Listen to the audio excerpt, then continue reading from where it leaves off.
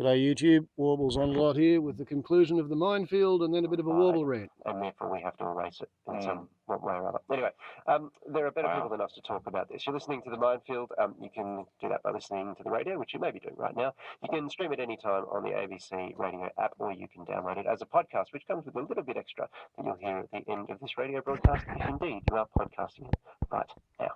Our guest is, well, I can't speak for Waleed. I, in fact, never do speak for Waleed. I would if I could, but I'm absolutely thrilled to have our guest. I've been looking forward to this very much. Lucy Adams is manager and principal lawyer of Homeless Law at Justice Connect in Melbourne.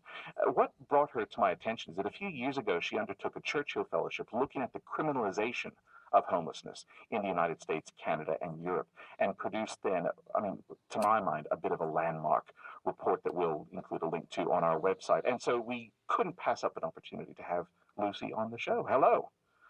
Hello.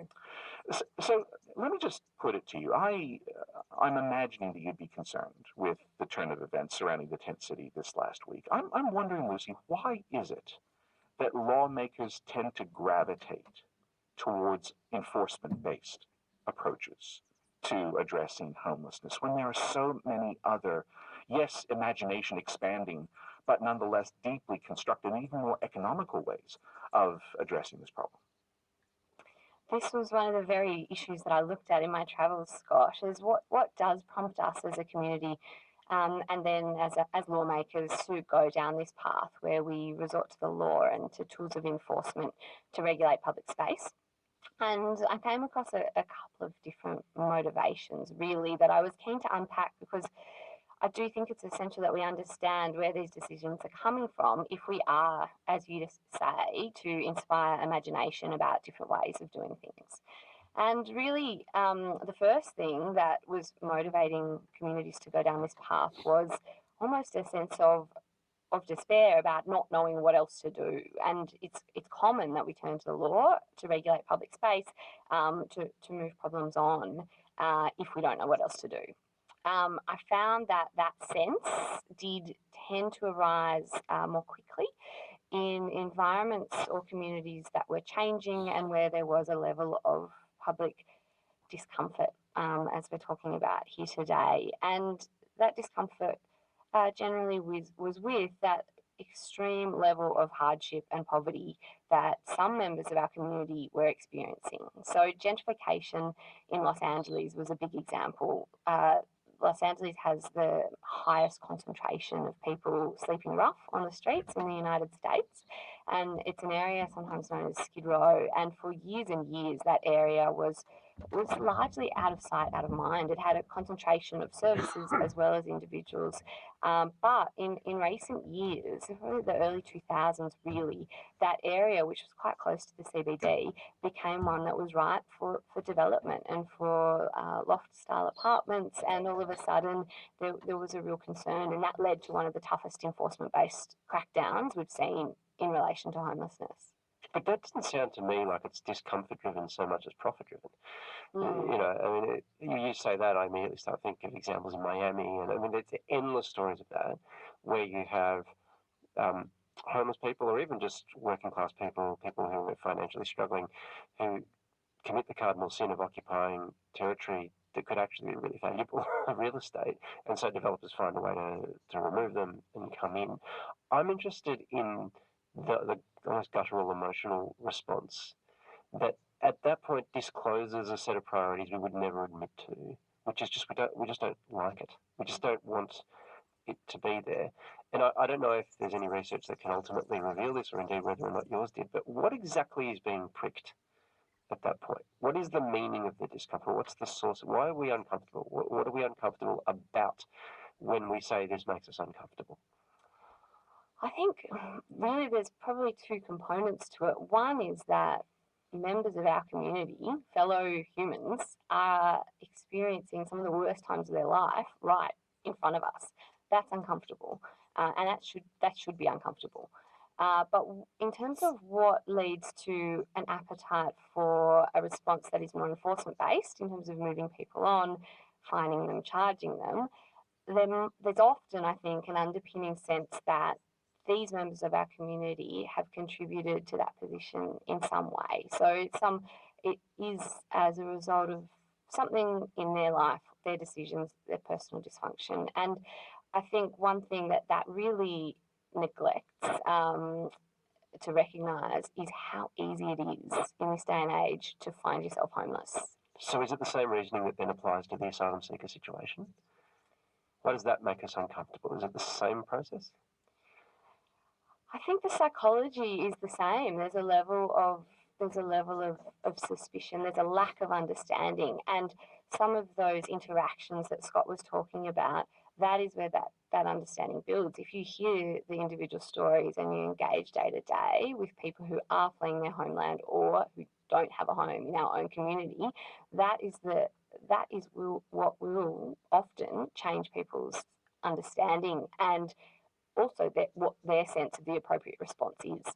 So Scott, can I ask you the Yeah, question okay. then? What should the moral worth of that discomfort be then?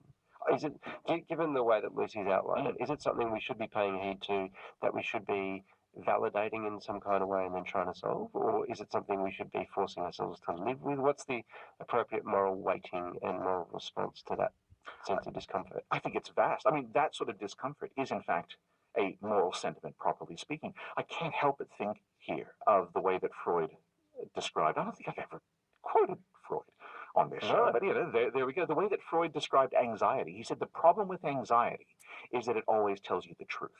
It always points to something that you mustn't, that you can't ignore, which is why we are so desperate to ignore it. And it seems to me that when we, in fact, encounter, I do think that word is so important, that the commons is a space for encounter. Being in the commons ought to make us uncomfortable because we are coming up against the lived realities of others. And what we are, in fact, instinctively, I think, confronting there is a sense of obligation that we have done our very, very best to forget. Can I suggest to you both? I mean, one of the things that I think we are looking at here is that while over the last 40, 50 years in the post-war era, we've had this overall regime of human rights and our commitment to basic human equality, in fact, at the social level, even at the epiphenomenal level, we are living daily with such vast inequality that it's become far easier for us to pretend as if basic human equality does not, in fact, exist. And so, I mean, what's going on here, though, when we blame asylum seekers, for instance, it's kind of their own fault for marshalling the services of shady people smugglers. When we blame the homeless for being in the position that they are, what we're doing is we're severing the cord of empathy. We are imagining that this sort of thing could never happen to me. This sort of thing is, in fact, the product of, if you like, of this vast process of immunization from the life experiences of others. And I think that's been one of the forms of our lack of, or the absence of our feeling of solidarity with other human beings. Just remember, both of you, I mean, one of the great principles of social insurance is that this could happen to any of us. Therefore, the way that we treat people for whom that experience has overtaken them, that's also a form, if you like, of self-care. It's a form of self-love. And I think that really, it's that ability to see the deeper commonality, the deeper common humanity in one another that really is producing this kind of immunity. Scott, I think that sense of community goodwill did come out in relation to the city of Melbourne. Oh, yes, that's true. That we weren't all seeking to immunise ourselves, or we hadn't all lost our empathy. And I think we didn't see it in the proposed laws, but we saw it in the subsequent community consultation, which was contributed to by members of business, visitors to Melbourne, residents. There was 2,500 people who had something to say about those proposed laws, and 84% of them opposed them. So there will always be this distinction between a call and a public call for something to be done, for a response, for maybe a housing-based response or something to be done about this level of hardship. But it is not we need to be really careful that we don't confuse that with a call for people to be necessarily moved on or punished for their hardship. We're about to run out of time for the radio portion of the show, and so if I can just lay the groundwork for a theme that we might explore in the podcast extra. I wonder how much of this has to do with our discomfort with anything that is systemically challenging. over and above things that are challenging for any other kind of reason.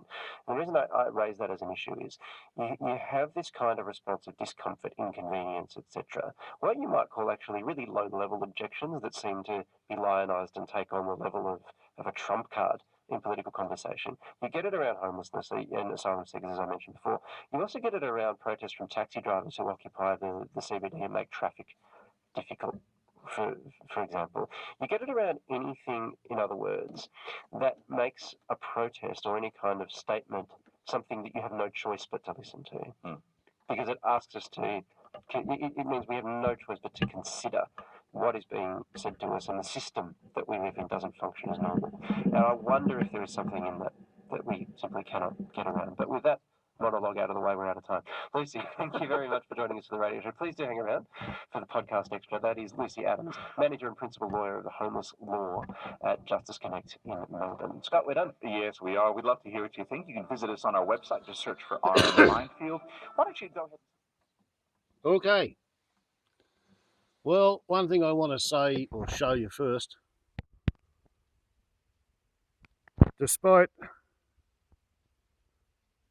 this, my palatial residence,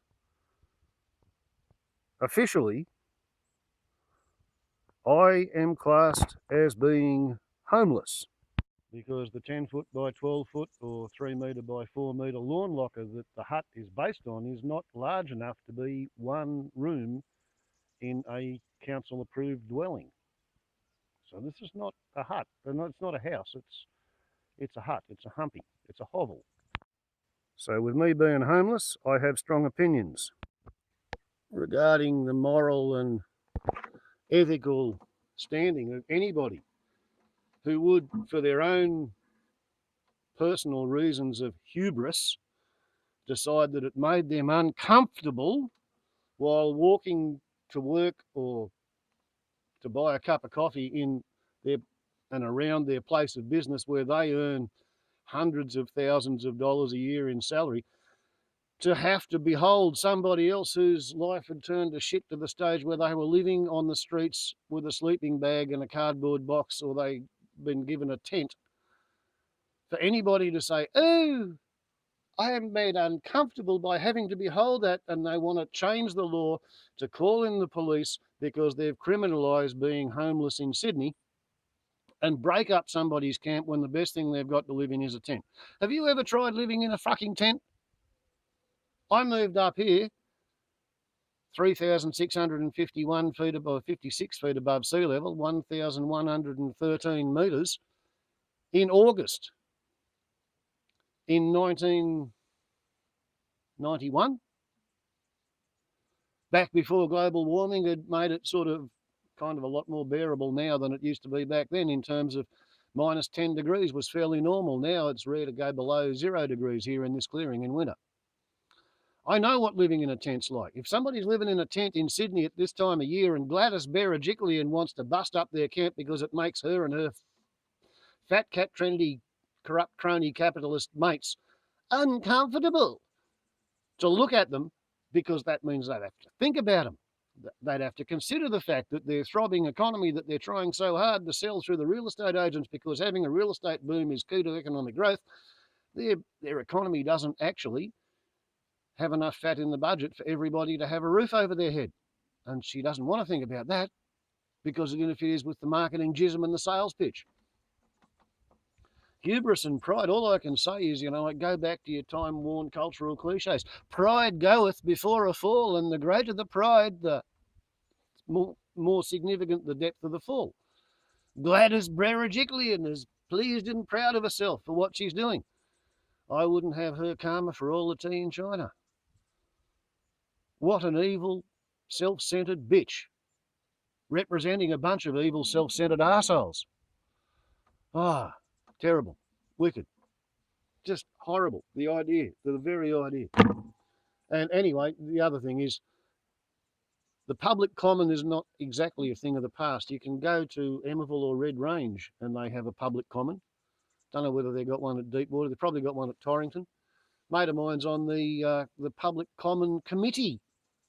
They have a formalised structure to run the common at Emerville.